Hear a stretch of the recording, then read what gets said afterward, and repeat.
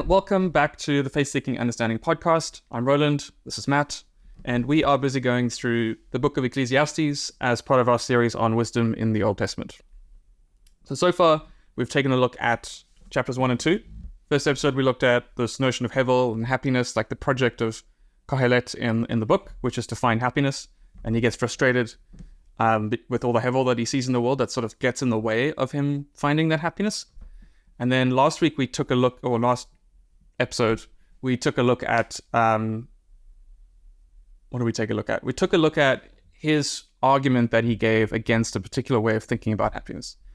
Now, in thinking about it a bit more, I think the way that I would summarize it is like this, is that he wanted to show that happiness is not found in being better off. Okay? Which is, that's a pretty bold claim. Yeah. Because it's almost, for some people, that's almost a definition. That happiness is about being better off, right? Yeah. But and then he looked at these two different ways of how that might be the case, right? So he looked at what I called the way of folly, which isn't about being a fool, but it's about using the fool's way of evaluating whether you're better off or not. And so for the fool, you're better in the way of folly, you're better off if you get what your heart desires. So presumably you start from a situation where you don't have everything your heart desires, and then you pursue what your heart desires and you achieve it. And then you're happy once you're satisfied with what your heart desires. Problem we found there was you're never satisfied. You get to what you want, and there's just another peak down the way. That's the next thing that you want, and the next thing that you want. And so you can never really achieve happiness that way. That sort of reminds me of the sort of principle that once you've got your basic needs met, anything that you add to that, you only get marginally happier. Right. I think the theory is that, I forget the details of it, but the theory is that once you've got your basic needs met, yeah, sure, you can get that cool thing, and then you enjoy that cool thing. But then once the euphoria settles, then you're back to that same baseline that you were at before. Yes. And you're looking over to the next cool thing. Yeah. And so it seems to be Qohelet's journey here. Yeah, whenever I see this, I don't know if this is a wide enough account of what's going on psychologically, but to me, it seems like part of what your heart's attracted to is the notion of novelty. And as soon as you have it for long enough, that sense of novelty kind of dissipates. And now it's just a new norm. And so now you need something else to keep you excited and go after. There is a matter of which it is said, look, this is new. It's already been, and the ages that were before us. There's no remembrance of the beginning, and moreover, of the future that will still be. There'll be no memory of it with those who come after. You might think that there's novelty, but it's all been before. Yeah. And soon enough, you're going to feel like it's been before. You're going to be on to the next thing. Right. So that was the first way of evaluating whether you're better off. The second way is what we could call the way of the wise. And so here, instead of comparing yourself before and after you get the desires of your heart, you train your heart, you train your mind, and you train, in all sorts of skill. And so what you think is that you're better off than the person who doesn't train in those ways. So the wise evaluates himself as being better by having some advantage over the fool. Now, Qohelet did say there is some advantage. There's some aspect in which, or some sense in which, being wise is better than being a fool. But in the senses that matter, he's like, it's not enough to make that the place where happiness is found, right? Yeah. And so then I think he did these two things. He said, well, the wise gets what the fool deserves, and the fool gets what the wise deserves. These are like the two sides of the same coin to show you that really wisdom isn't a way to be better, guaranteed to be better off than the fool. Yeah. And there we saw death is a big aspect of that. So you die like the fool, not just that you die and the fool dies, but sometimes the wise person dies at a young age, or they die before they've managed to make anything of themselves, or they did some great things, but they were quickly forgotten, just like the fool was quickly forgotten. All sorts of things like that. And then similarly, the fool, even if you manage to accrue great things, when you die, you're going to give it over to you could give it over to the fool. Like it's pretty much just randomness about whether you give it over to the fool or not. Yeah. In which case the fool gets the benefit from the work of the wise. Yeah. And so the fool gets what the wise deserve. And so, yeah. Yeah. The wise, even when they've got all the things, even when they've done all the work, even when they've put in all the effort, all they get is stress from it. Yeah. They just lie awake thinking, but what if this happens? What if that happens? Have I calculated things correctly? Is this investment secure? Yeah, 100%. And so at the end of it, within his persona of the king, who's going after happiness like this, he's very disappointed. He's like, well, what now? Like, what are we supposed to do, right? And he kind of just like throws his hands up and is like, okay, I guess God needs to give us happiness. Yeah. And that's sort of where he ended it. It wasn't a very positive ending at that point. So now we come to chapter 3, and my claim is that at this point he is pretty much starting over again. So he's taking off this can I say veneer? He's taking off this like mask of the persona, and he's like learning. He's learned the lesson from it, and now he's saying, look, now let me show you how it really is done. Like, let me show you the right conclusion to draw from this. So let me just articulate what I think is the structure of the book as a whole, and then we can see how chapter 3 fits in. So in the beginning, God created the heavens and the earth. In the beginning was the word. In the beginning was the word. Oh, my word. Okay. And the opening of the book of Ecclesiastes is Divrei Qohelet, the words of Qohelet. So Let me double check that. I want to make sure that I'm not lying to people. Yeah, Divrei Qohelet ben David Melech B'Yushalayim. The words of Qohelet, son of David, king in Israel and Jerusalem. Sorry. So we have in the beginning we have this introduction. Was the first section, right? That was chapter 1, and that was broken down into 2 parts. So we had a poetic introduction. I don't know where to draw this. We had initially had a poetic introduction in 1 verse 2 to 11. And then we had a more prosaic introduction, or prosaic part of the introduction in 12 to 18, where he gets off of his soapbox and he starts to explain to you why he's making these grand claims about reality. Right. Then we had the 3 problems with the 2 things, right? So there's folly and wisdom, the way of folly, the way of wisdom, but the way of wisdom has like 2 objections to it. So it's tricky how we carve that up. But I'll just make it 3 for now, as long as we understand that these last 2 are connected by wisdom. So we had the objection to the way of folly, which is unrest, that your heart never finds rest in what you pursue. You had the first objection to wisdom, which is death. The reality of death makes the wise like the fool. And the third objection we could call incongruity, where the fool gets what the wise deserves. Things don't work out as they should. So these are the 3... these are the 4 sections, I could say, of this whole of the stage in Qohelet's argument. Now, there's technically, you could also say, well, there's a section at the end which is like his concluding thoughts. So that's where he was giving up at the end, and the last 2 verses. Yeah, the last 3 verses of chapter 2. Right. So we could say that, and then so that kind of rounds it off. We got an introduction, 3 points, and a conclusion. Cool. That sounds good. So now, what he's going to do for the rest of the book is retrace his steps. On a much grander scale, right? I mean, this is 2 chapters, and now we're going to look at 8 chapters. So it's like 4 times the size. Yeah. And go through each of these now with a new outlook, and the new outlook is what was going to be introduced here in chapter 3. So we have, just to draw that out again. Okay, so we got chapter 3 here is the introduction, and there'll be a poetic, it's slightly differently balanced this time, but there's a poetic introduction and a prosaic introduction, which also goes through 2 parts we'll get to. Then 4 to 6, he will go over again the way of folly, and he'll usher in a lot more examples of where folly and Hevel, folly comes up against Hevel, the way of folly comes up against Hevel, and intersperse it with positive comments of his own that sort of are drawing from this new vision that he has about where happiness, how we should really think about happiness. Right. Then from 7 to, I think it's 9 verse 10 or 9 verse 9, he's looking at, 7 to the end, he's looking at wisdom. But for 7 to 9 verse 10, he's looking at wisdom in relation to death. Wisdom and folly in relation to death, I should say. And then for the rest of it, 9 verse 11 to 12, is it? Oh, it's to the end of 11. Oh, okay. What's the last? I'll just say, 11:10. 11:10. There he's looking at it in relation to incongruity. And then in this last section, he's got his 12 verse 1 to 8, which is his concluding thoughts again. Right. Before he hands over the mic to the author to give his for the author to give his final conclusion. Right.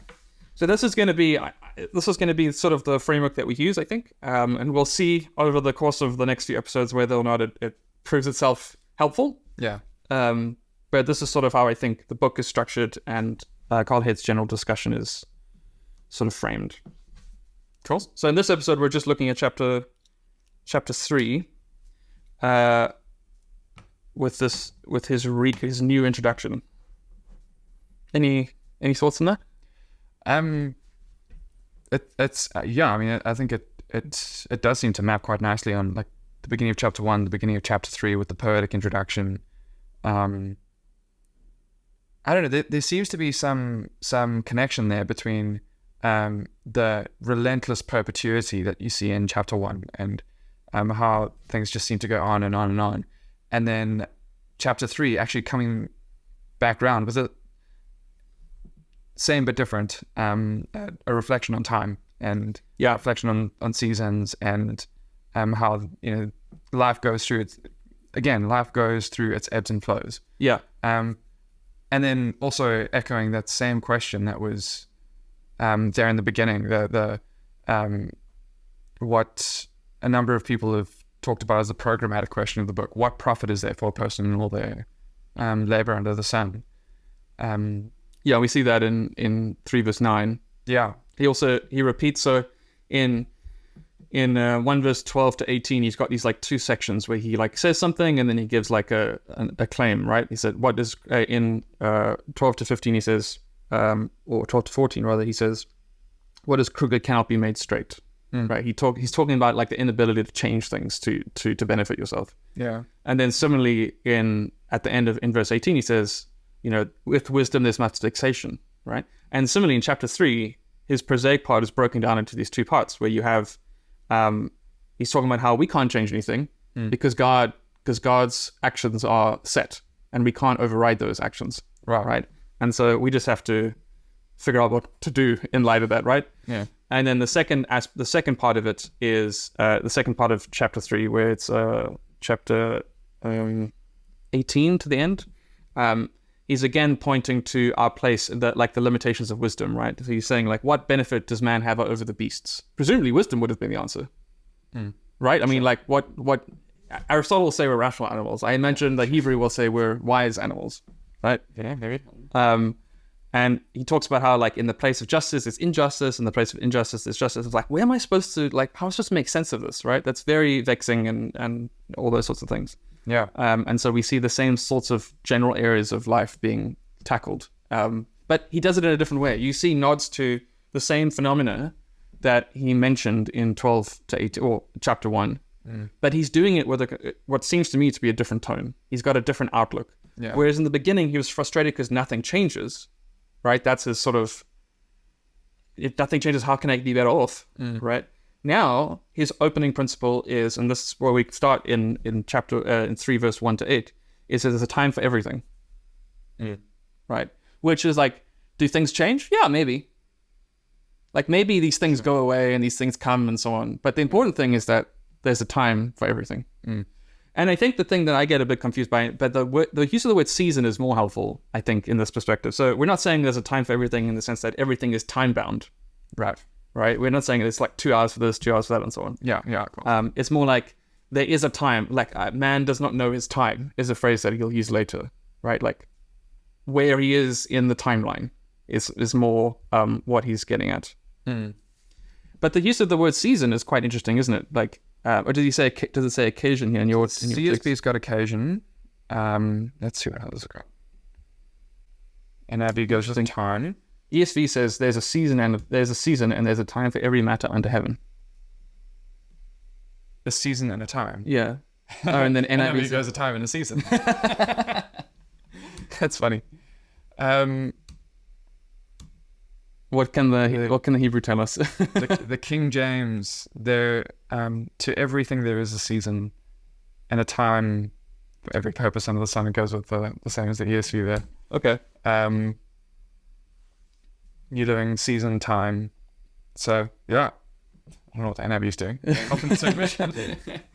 But that's interesting. I mean, the notion of season is an interesting idea, right? It's that you can see that he's sort of because a season is like the classic cyclic phenomenon, right?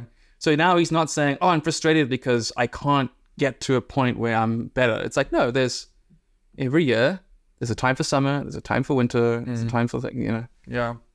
which is a completely different, it's sort of a completely different outlook. He's looking at the thing itself rather than what it can produce. Yeah.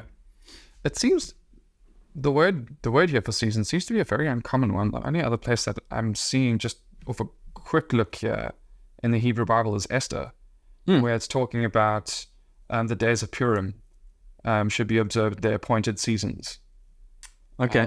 So, I mean, then like it very literally has kind of seasons of the year, different appropriate times for, in this case, Purim. What is Purim? It's a festival. Okay. In the Jewish calendar. I don't even know if this is going to come up at the moment. Appointed hour. That's another glass. Ooh, what does Ezra have to say? Let our leaders represent the entire assembly. Then all those in our towns who have married foreign women come at appointed times, together with the elders to judge and judges in each town, in order to avert the fierce anger of our God. Okay, so it's sort of like allocating your slot. Okay. I don't know. Right. That's what it seems like. Your booking. You've got your booking. Yeah, so I mean, they need to get around to everybody. So, okay, everybody can have their slot where we're going to deal with the matter. Seems like a similar thing's going on in Nehemiah, maybe. Yeah, so... the word for season... word that's getting translated season can just mean like appointed time or allocated time slot. Yeah, that's what it seems. That's what it seems to me, just from a quick look here. Okay. Yeah, that's interesting. Yeah, because I mean that was the one thing that I found interesting in the examples that he gives is he never actually just says like summer, winter thing, right? He gives examples of a time to be born, a time to die, a time to kill, a time to heal, a time to plant, and a time to pluck up what is planted. Right. Yeah. It's like, which I guess, he clearly has that in mind, but he just doesn't mention it. A time to break down, a time to build up. There've sort of been two main ways that this has been carved out. The one is that there's a season and a time for everything, a purpose under the skies. This idea that there are appropriate times for different things, and the goal here is to kind of slot in at the appropriate time. That the right thing at the wrong time is the wrong thing, sort of thing. Okay. Yeah. If Aristotle talks about doing the right thing in the right way at the right time. Yeah. And I mean, on the surface of it, like, well, as a principle, I think that's right. I just don't know that that's what Qohelet is actually saying. Yeah. It seems more like that life has its different seasons. Yeah, it kind of goes... Life has its different moments, that times when this happens, times when that happens, times when this other thing happens, time where that thing's happen. There's just going to be this ebb and flow that we need to accept about life, and God is in control of it all. Yeah, let that shape and then therefore let that shape the way that we think about happiness. Right, within the context of this project. Although I'd be hesitant about importing that into the appropriate seasons. That as an overall, this is the reality of life. So consider that when you're thinking about how to live, rather than trying to find our place in the different seasons of life that are being laid out here. Yeah, right. Not least of all because you don't have a choice when you're going to be born or when you're going to die. Yeah, I think that's right. So I mean, in both introductions, the poetic side of it is looking to general phenomena in reality, right? Like, I mean, when he was looking for things to change, he was looking at the sun rising and setting and rising again. Yeah. And the sea flowing into the ocean. Oh, sorry, the rivers flowing into the ocean. Yeah. And like things that we don't have control over. Yeah, we don't have control over that, right? But he's kind of looking out there to say, okay, is there a general principle that I can then try to apply when my own pursuit of happiness, right? Yeah. And so now again, when he goes back to this poetic view, he's saying, well, I see this general phenomenon in reality. I can't control it or anything like that, but like maybe I could see how that works itself out, but I could take that principle and see what it would look like in an application to the question of happiness. Yeah.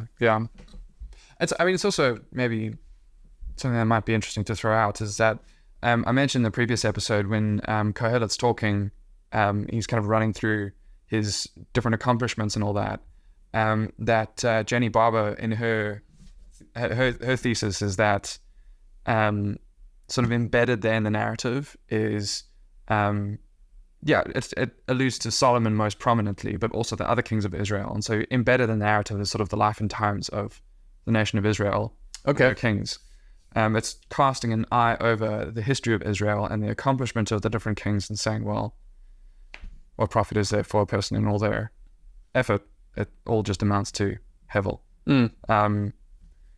And she makes a similar connection here with the seasons here that we see in chapter 3. So she kind of looks at some of the intertextual links between chapter 3 and other parts of the Hebrew Bible and kind of notices that there's a time to plant, a time to uproot, calling to mind the way that the nation of Israel is planted. That actually is, I seem to think in Exodus, it talks about the way that Israel is planted. They use the language of planting and...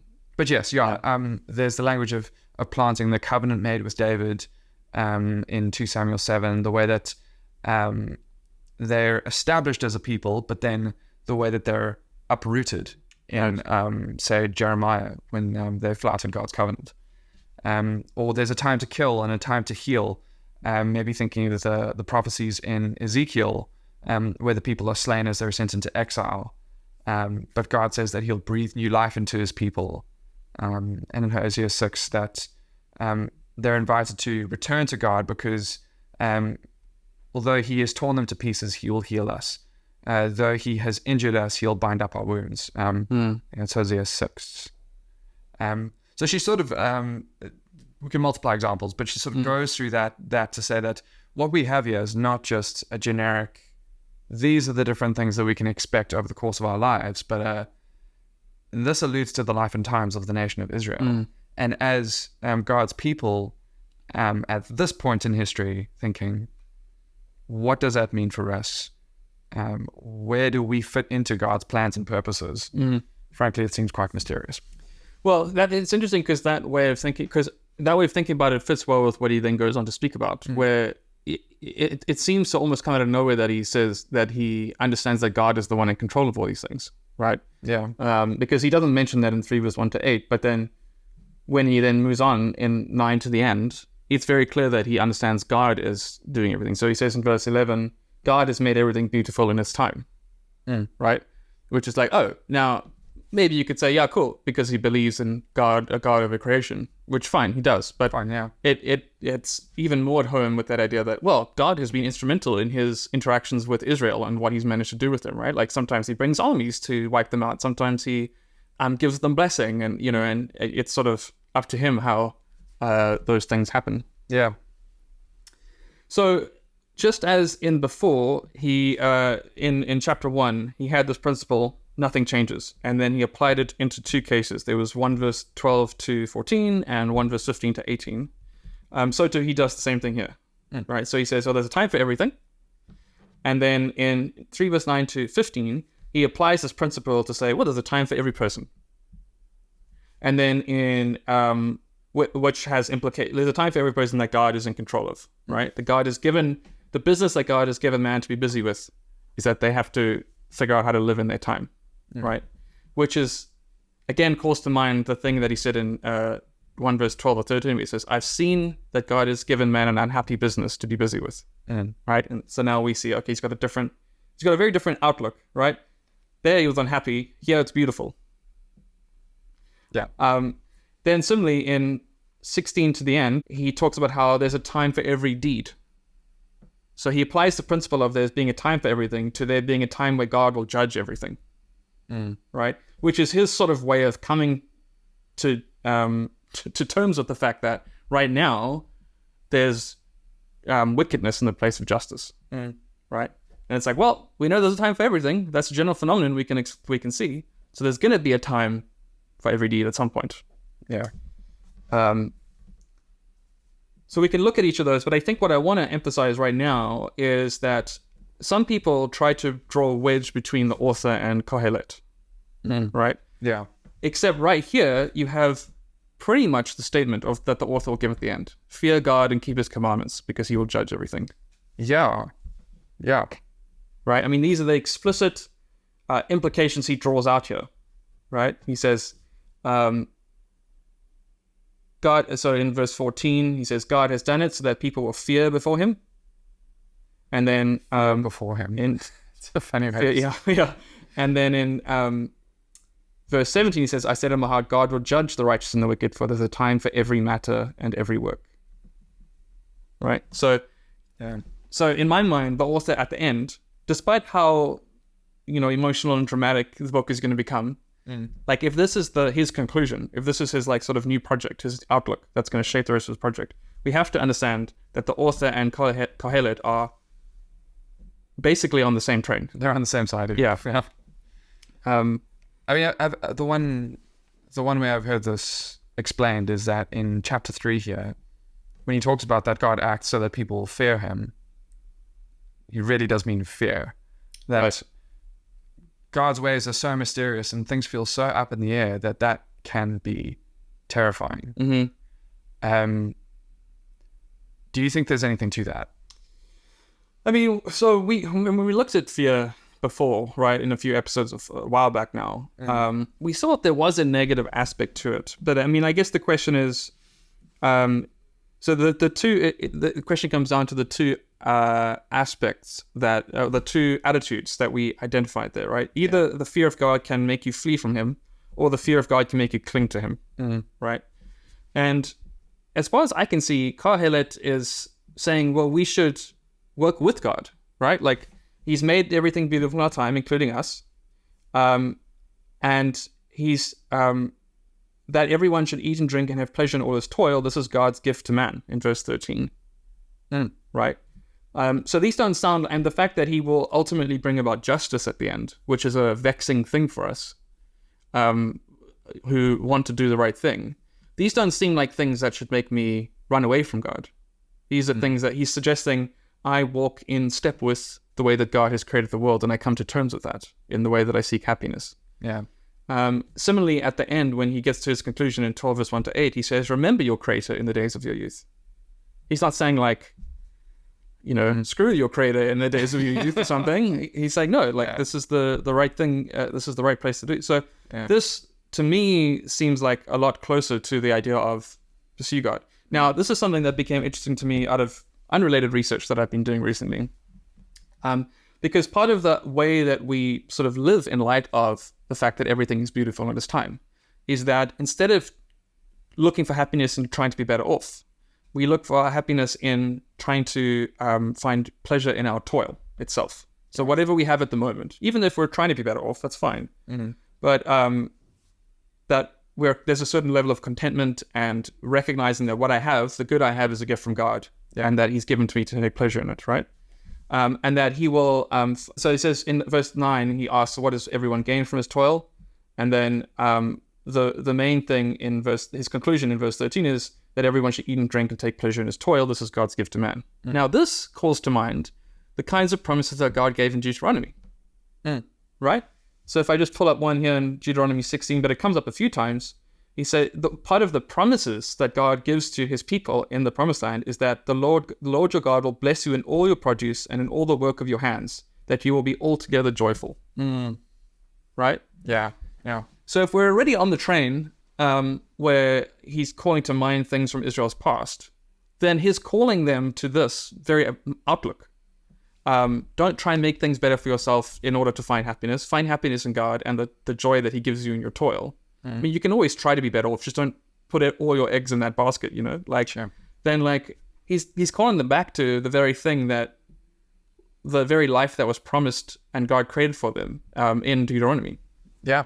That actually fits in quite well with what Jennie Barbour was saying that we saw earlier, that this is the life and times of the nation of Israel, that it's playing into that sort of covenantal dynamic there that is busy being interrogated of, this is where we've been, this is how we've come through the exile, this is where we're at as a people, looking to situate us in God's plans and purposes, and frankly, things being quite unclear. But looking to that covenant ideal or that covenant dynamic as something to situate us.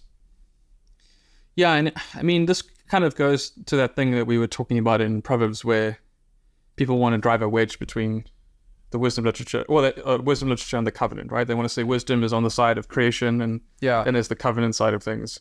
Yeah, so I mean, there's this strange assumption that just because Ecclesiastes doesn't explicitly allude to or kind of call Deuteronomy to mind, like we saw in Proverbs. I mean, Proverbs, particularly the first 9 chapters, we saw it's saturated in Deuteronomy. There's no getting away from it. But I think what Proverbs is trying to do is it's got a very particular agenda there of bringing Deuteronomy to bear on these situations or these circumstances that we're dealing with at the moment. Ecclesiastes isn't couched in that same language. Yeah, it's almost like a more apologetic approach, where he's trying to speak to people who are tempted to forget. And he's trying to say, okay, well, let me use the language you would use to show you that your attempt to live outside of the covenant is just not going to work. And actually, I want to draw you back to the covenant. Yeah. I mean, it's similar to how we do it in apologetics in normal Christian thought, right? Like, or in normal everyday life. Like, I don't use a bunch of Christian jargon when talking to people about what the Bible says about X, Y, and Z, right? Yeah. Even though I ultimately want to draw them to read the Bible and sort of know God. Yeah, and it's not everything all at once. Yeah, exactly. And so, yeah, I can see why I would imagine that's what motivates Qohelet for using a slightly different language to kind of speak to a different audience. Yeah, it might be. I think that the assumption that just because he doesn't use those same words means that he's coming from a different angle with a different perspective, that he disagrees with that, or that he's got this wildly different worldview, is this very, very strange assumption in scholarship that, frankly, I think is just circular and needs to go the way of the dodo. But it's very, and again, comes down to why we shouldn't call this book wisdom literature. Yeah. That when we do hive it off into its own category, when we do notice that, yes, it's not so overt about the covenant distinctives, history of Israel, there's a temptation to move too quickly to, well, it's just different, okay? Yeah. And, well, when we start scratching, we see, well, for one, it's not. Yeah. But two, not using the same words is just not a good argument to get to that conclusion. Yeah. Yeah. I don't really have much else to say right now. I mean, we could obviously go verse by verse, but I don't know if that's going to be too useful. So I think let's end it there.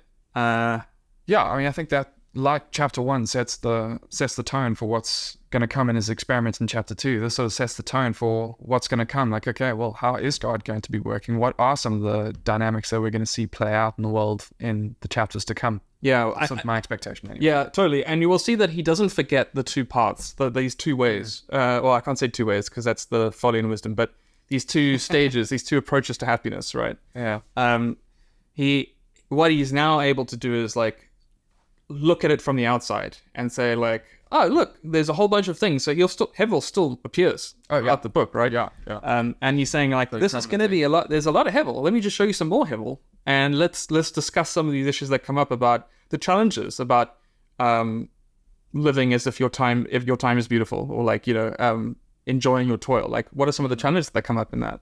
Yeah. And so, yeah, he hasn't forgotten the first stage, but he has sort of I would say this indicates that he's taken a new stance, and like the rest of the book is trying to show you more and more ways about how that first way of thinking is just completely wrong-headed. Yeah. And why there might be a way out of it in the second way of thinking. Yeah. All right. Well, thanks for joining us. Don't forget to like and subscribe. Leave us a rating. Leave a review on your favorite podcast. You're American now. Chief of the podcast app. And we'll see you in the next one.